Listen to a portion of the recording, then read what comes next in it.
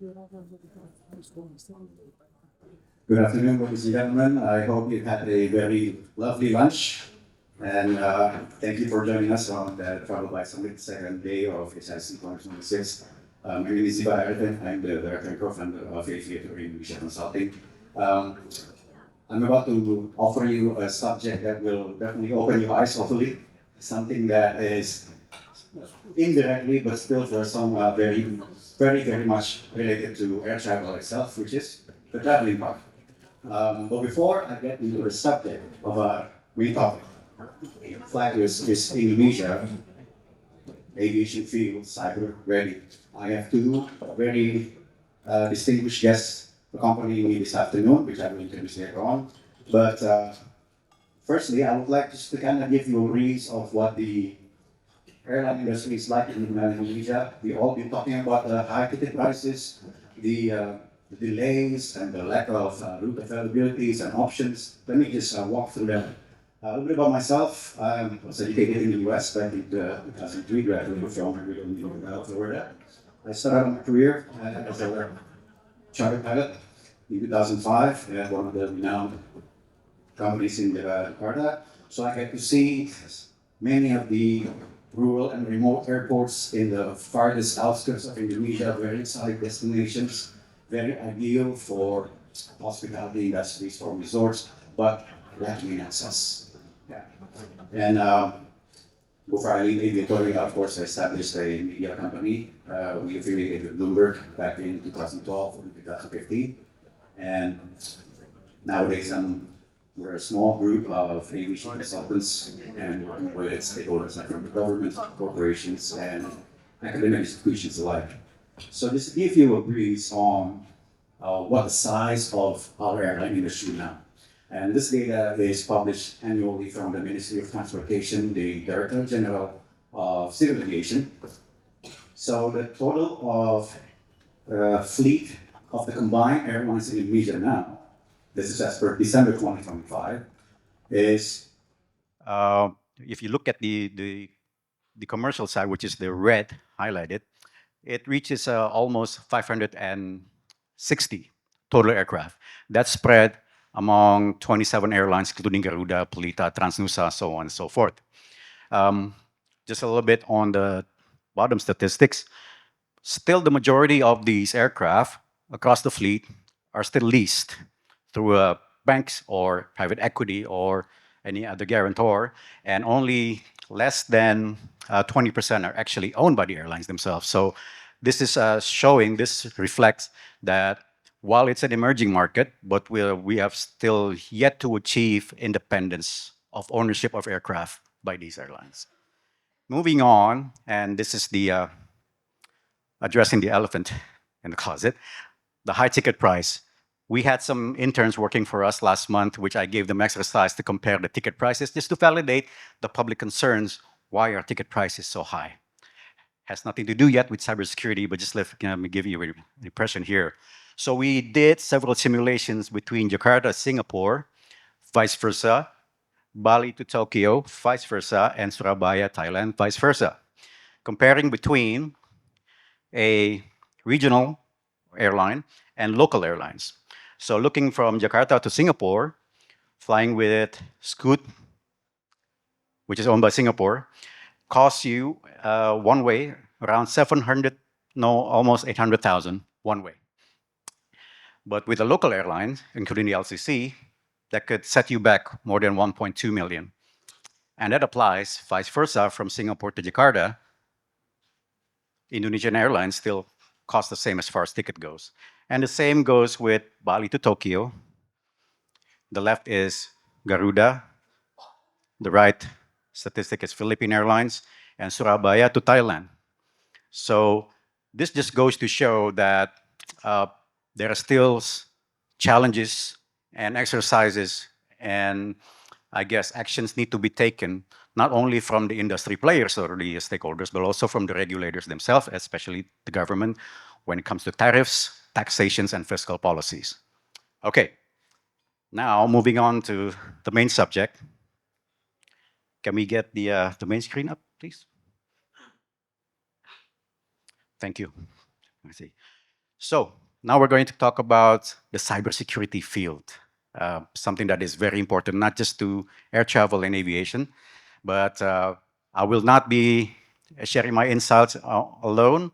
I'm accompanied by two distinguished guests, which I have come to know for quite some time now. For first, I would like to invite Pak Ardi Sutedja, the chairman of Indonesia Cybersecurity Forum, to the stage. Pak Ardi, please make your way. Give a round of applause.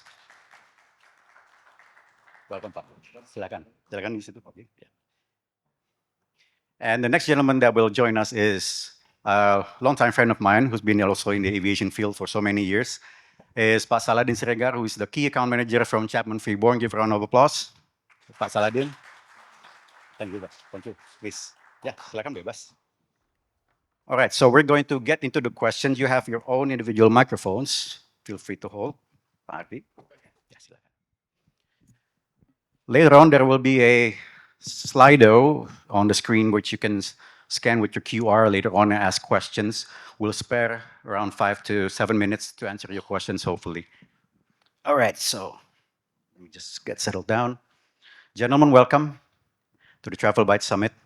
Thanks for taking the time. Thank you for having us. We had a brief chat last week just to kind of prepare on the topics, but mainly today we are tasked on covering cybersecurity. And this is an exciting area to talk about because why? Indonesia is an emerging market, and also it's the consumers is at an all-time high post-COVID. But spending is now becoming more challenging. But behind all those transactions, behind all those air travels, of course, there's the back end of all market, which is, of course, digital technology and cybersecurity and IT. So we want to tap into that today. And I have several series of questions for you. All right. So we'll start with your overall understanding and what's your perspective about air travel security first. We're not getting into cybersecurity yet, but air travel security in general, whether it's in the past years following the pandemic or in previous years leading to that. So I would like to hear your thoughts individually. Pak Saladin, maybe you want to give some insight on that? Thank you, Mas Ziva. First of all, I would say thank you for the organizers to having both of us, ya, Pak, ya. So to answer Pak Ziva's questions, I just want to underline that Indonesia is a really big country. We have like I think, top 5 populations in the world. So that's why if we are talking about cybersecurity in general, and more specifically it's about aviation, whether it's commercial or not, my company is actually more focused in the charter industry. So for our company, which already established like 50 years, the client or the passengers especially, data is really important. And I believe also nowadays, maybe some of you maybe have some random text message promoting about something, but you never remember that you're giving your phone numbers to the company or to the. So I think it's one of the special things that maybe we'll discuss with the expert. But for me, in aviation in general, because I'm from general aviation, it's more specifically that your data now is really important. In the future of the AI also, people can not only hack your wallet, but also hack your life. So I think like in terms of maybe for commercial aviation, sometimes the people also not aware about their boarding pass. They post it in social media, but when hackers or some random or bad guy is having your data, they can manipulate everything. Thank you, Pak Ardi. Care to share your insight about the general state of air travel security? Yes, thank you, Ziva. Good afternoon, everyone. My name is Ardi Sutedja, and I'm from the Indonesia Cybersecurity Forum. And yeah, it's a quite challenging time now we're facing, with new technologies. Now we're talking about AI, maybe within a few months we'll be talking about quantum and so on, yeah. But the problem is we have yet to understand all this technology, and the new technology come on board, and next thing, there's so many problems. Like what Pak Saladin just said, I mean, so many transition, adaptation in the services industry, yeah? Not only in aviation and commercial airlines, but most of this technology is coming into the industry just by storm. Yeah. And it's not in a way that we are actually conditioning the market to understand how each of these technology functions. And in return, without the proper knowledge of all these technology, then of course the vulnerability is very high. Yeah, when you go so far with technology without understanding the basic of the technology, then of course you will have some risks. And now we are facing that situation. And of course, if you remember last year, I think, yeah, with the disruption with some of the airport, yeah, like in Sydney and in Europe, this is just some indicator that in when we talk about the barometer, yeah, of the our industry, how far do we understand about the risks of deployment, yeah, deployment of technology in our industry. And that also already give you the indication that disruption did happen, and that means something is very wrong. And this just a glimpse, yeah, of what will be facing in the future. Of course, there are a lot other issues about personal data. We call it PII, yeah, personal identifiable information. This is also issue.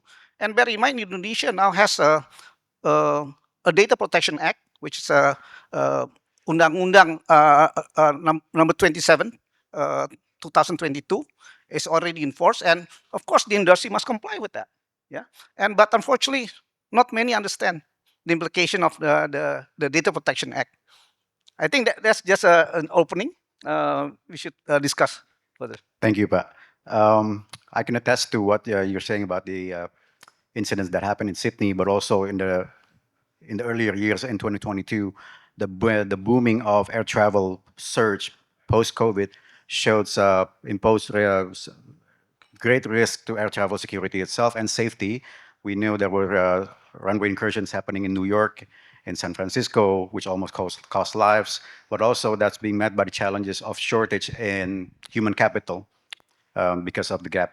But Pa Ardi, before I head to Chief Saladin, from your perspective, especially from ICSF, as the organization that oversees the cybersecurity roadmap in Indonesia, what is indeed the roadmap looking like in our initiative towards cybersecurity in general, and perhaps in applications related to air travel, Pa?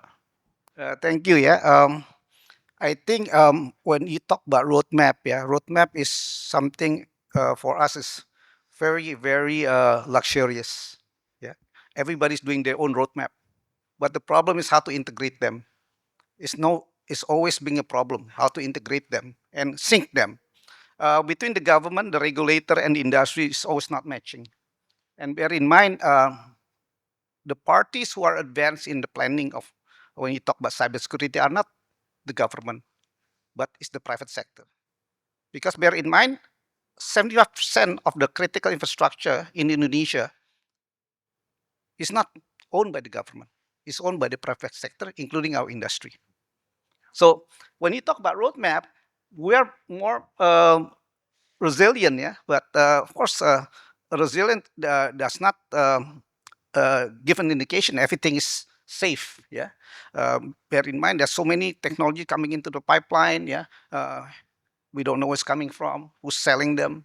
Yeah, we call it the supply chain. Yeah, supply chain, and we have now issue about third-party risks, and it's just getting so complex to understand. And now, how do we sit together and understand this risk? Is you have to just sit from the helicopter view without have the ability to see everything from the top. It's going to be difficult to understand. Yeah, because the technology will not stop coming. But the basic to understand the risk, yeah, is always looking from the top. Once you know what you're looking at from the top, then you will understand what you're going to face. Then you know how to develop a plan, yeah, to mitigation, yeah, and so on. And otherwise, you don't know what to mitigate. On top of that, our regulatory framework, everybody knows, is always lag behind compared to the development of technology itself. Always far behind. And this is a problem not for Indonesia, but is everywhere. So unless the industry bond together and start learning and seeing the same picture that we see, it's not going to happen. Yeah, and we're going to face the risk, the problem, and of course, it will disrupt our business, our industries, and hopefully not going to sacrificing any human lives, because cybersecurity at the end of the day is becoming a national security issues. Thank you, Pa. Chief Saladin, your experience has taken you from areas of air charter, and you're now with Chapman Freeborn, also handling charter for PAX, but previously were with one of renowned air charter company with serving A-level customers and clients. But your background is law. You graduated from a law degree, yeah, and you've also worked with Pak Cepi Hakim for quite some time from the national security and especially air defense point of view. Based on your experience and also your foresight, yeah, but if you may share, what are the challenges facing our industry? What Ardi mentioned before, the awareness and the connection between the risk itself, but also the stakeholders and awareness from the regulators. What do you think some of the other challenges facing the industry at this time? Thank you, Mazifa. Maybe I want to resonate what Pardi mentioned, because we are very lack of interagency collaborations.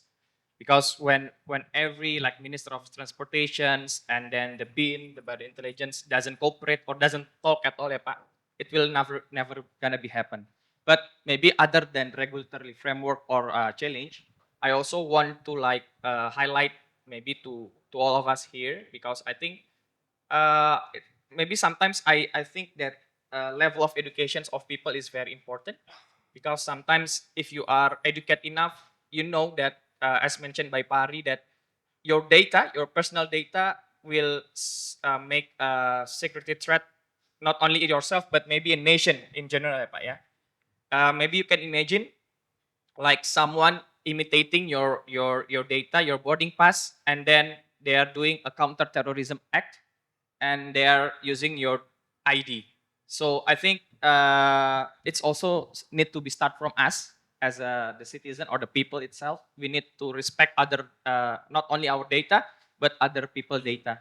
As simple as maybe because I'm working in the sea level and maybe high profile, I have the passport and everything. I will keep it like very secure and not to share with anyone. Even if I share with email, it's gonna be encrypted, something like that. I think it's gonna be start from us, and also with Pardi mentioned, the ministry or the regulators need to speak and avoid the ego sectoral.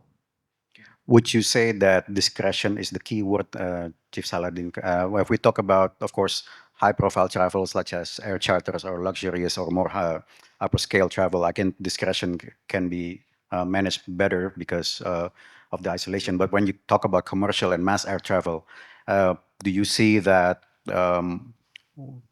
for example, us tapping or using public Wi-Fi access and unrealizingly without using any virtual private network or VPN, same risk can get through the same network through our gadgets or devices and then tap into our data. This may sound almost like science fiction, but 20 years ago we wouldn't have been even talking about this, but now we realize that it's a prevailing and also present risk. So would you say the discretion is the first step us as user need to take to anticipate? Yeah, surely. Surely, Yeah. Pardi? Yes, Does it start with us individually? yeah, you just have to be very wary, yeah, when you go to environment which is very you're not familiar, yeah. I don't know if everyone here still remember, when our parents, keep reminding us when we leave home, yeah. There's a basic fundamental reminder that our parents always remind us: never talk to strangers. I think the basic still apply today, because um, the cyberspace, yeah, which we are conducting activities for almost everything in our life, is a jungle, yeah, and everybody knows in the jungle there's so many predator, and but with that, people still look for girlfriend or boyfriend in Facebook, and everybody knows Facebook is not real, and it's not a real person. You meet the person, you meet a person different, and this is the same thing with, like you mentioned, Wi-Fi. Why do you want to connect to internet using somebody's infrastructure?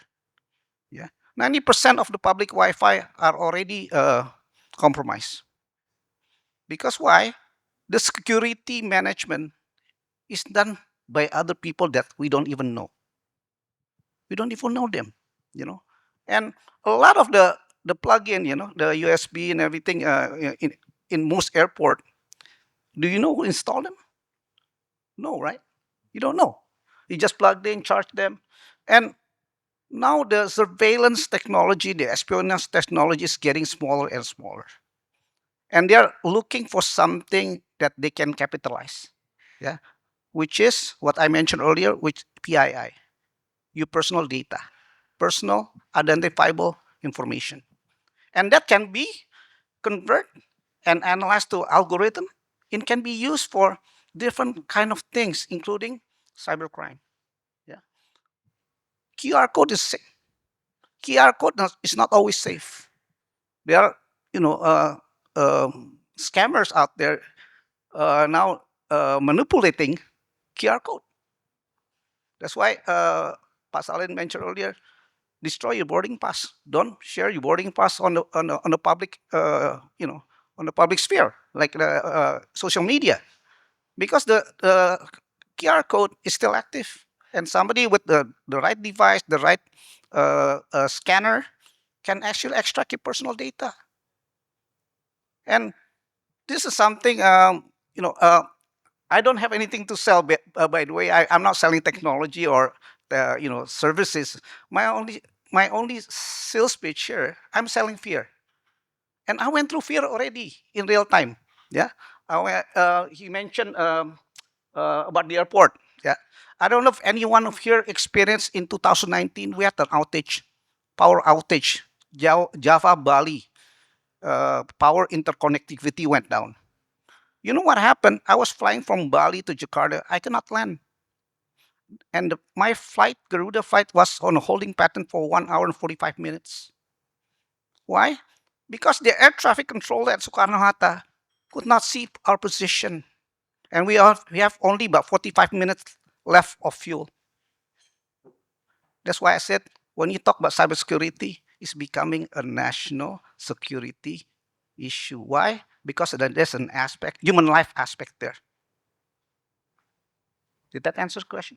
Very much. Thank you, Pa. But I want to tap into your tourism background a little bit because I understand that you're also versed in tourism. You work alongside with the late Pa Yop Ave. That was back in the late 90s, early 2000. We spoke with Pa Eddie juga earlier about that. From your viewpoints, looking at the past 30 years, not excluding years leading before the crisis in 97, putting aside cybersecurity for a second, what are your viewpoints towards Indonesia tourism? What's the greatest challenge that you face, that you see facing this industry, which supposedly our very front end of Indonesia's economy? Well, I think my old friend Pak Alistair is my guru, yeah, my mentor. We were in the same industry with Pak Alistair many years ago. So if you ask me between the difference then and now, I don't think there's any changes. We don't have any strategies.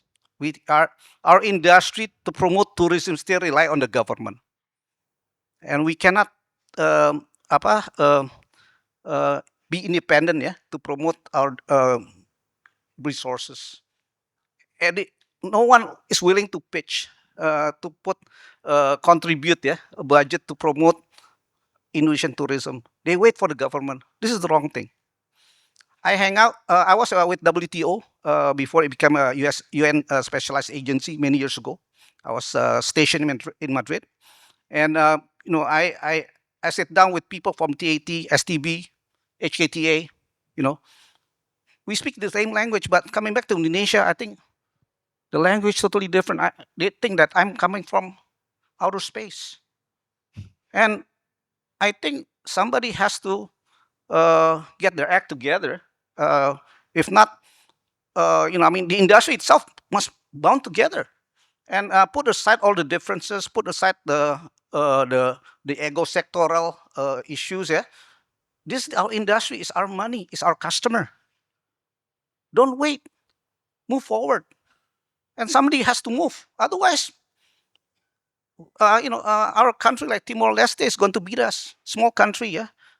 I'm not going to talk about Singapore, but Thailand, they will be recovering very soon. Vietnam is already there. Indonesia, my God, I don't know where they're going. But definitely, the industry must bond together, do something very quickly. Otherwise, we're going to lose out on the global tourism competition. Chief Saladin, what about from the airlines or air operators' perspective? What are your POVs on their awareness and if there's any investments being made by the industries themselves, industry players themselves towards cybersecurity, let's say from the airlines, whether it's from the back-end passenger reservation system or maybe even to the supply chain or maybe even to the areas of operational and technical department where spare parts come and go. Based on your experience and knowledge, how much attention has already been paid by the industry players now? Yeah. Okay. Thank you, Mazifa.